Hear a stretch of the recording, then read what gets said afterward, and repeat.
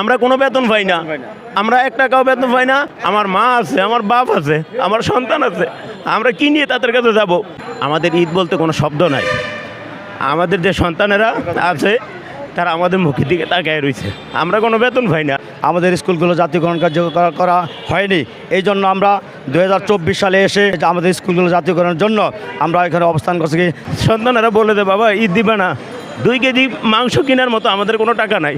প্রত্যেক বছর আমরা বই নেই, প্রশ্নপত্র নেই, পরীক্ষা দেওয়াই, আমাদের স্কুলে উপবৃত্তীয় তালিকা নাই। আসলে আমরা বাংলাদেশে বেসরকারি প্রাথমিক বিদ্যালয়ে চাকরি করি, আমাদের ঈদ বলতে কোনো শব্দ নাই। আমাদের যে সন্তানেরা আছে তারা আমাদের মুখের দিকে তাকায় রয়েছে, আমরা কোনো বেতন পাই না, আমরা কিভাবে বাড়ি যাব?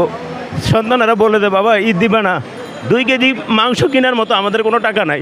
আজকে কতটা বছর প্রধানমন্ত্রী ঘোষণার পরও, প্রধানমন্ত্রী 18 সালে আমরা যখন এখানে অবস্থান করছি তখন বলতে যে আমরা শিক্ষামন্ত্রীর একটা দায়িত্ব দিয়েছি সদীপ সহ, তারা সেখান থেকে আমাদের একটা ফল্টের মাধ্যমে আমাদেরকে ফাইলগুলি অবৈধ করে তারা রিটায়ার করে চলে গেছে।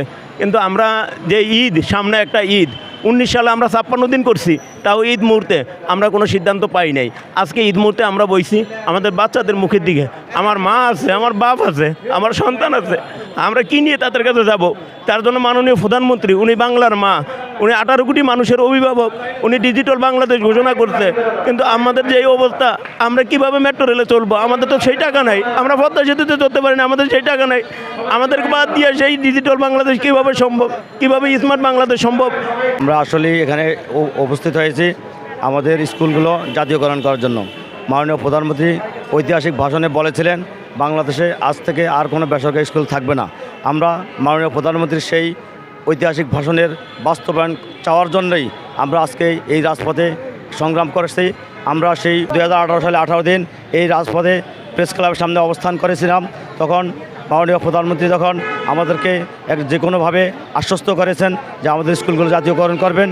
দুর্ভাগ্যবশত তৎকালীন মন্ত্রী ছিল, সেই মন্ত্রী আমাদেরকে আশ্বস্ত করার পরেও আমাদের দুর্ভাগ্যের কারণে সেটাকে স্থগিত করে রেখেছেন। সেই থেকে অদ্যাবধি পর্যন্ত আমাদের স্কুলগুলো জাতীয়করণ কার্য করা হয়নি। এই জন্য আমরা 2024 সালে এসে আবার জাতীয়করণ প্রেস ক্লাবের সামনে আমাদের স্কুলগুলো জাতীয়করণের জন্য আমরা এখানে অবস্থান করছি। আজকে 6ষ্ঠ দিনের মতো আমরা এখানে অনশন অবস্থানে আছি। আমরা কোনো বেতন পাই না, আমরা 1 টাকাও বেতন পাই না। আমরা ছোট ছোট কমলমতি শিশুদেরকে শিক্ষা দেই, প্রাথমিক থেকে 5 পর্যন্ত। প্রত্যেকটা স্কুলে আমাদের এভিডেন্সলি সব কিছু আছে, ডকুমেন্ট আছে, ডিআরআর আছে। প্রত্যেক বছর আমরা বই নেই, প্রশ্নপত্র নেই, পরীক্ষা দেওয়াই, আমাদের স্কুলে উপবৃত্তীয় তালিকা নাই। আমরা এই 6 দিনের বিভিন্ন দপ্তর এবং সরকারি উচ্চ পদস্থ কর্মকর্তা কর্মচারীদের শরণাপন্ন হয়ে গতকাল আমরা মাননীয় মন্ত্রী প্রাথমিক ও গণশিক্ষা মন্ত্রণালয়, মাননীয় সচিব প্রাথমিক ও গণশিক্ষা মন্ত্রণালয়, তারপর গতকাল সন্ধ্যায় মাননীয় মন্ত্রী সড়ক ও পরিবহন সেতু মন্ত্রণালয়ের দায়িত্বপ্রাপ্ত মাননীয় মন্ত্রী জনাব ওবায়দুল কাদের সাহেবের সঙ্গে আমরা সৌজন্য সাক্ষাৎ করি। ওখানে উপস্থিত ছিলেন জনাব মির্জা আজম MP, ABM Mozammel Haque MP, বিপ্লব বড়ুয়া, ডক্টর আব্দুল সোবহান গোলাপ সহ আরও অন্যান্য নেতৃবৃন্দ।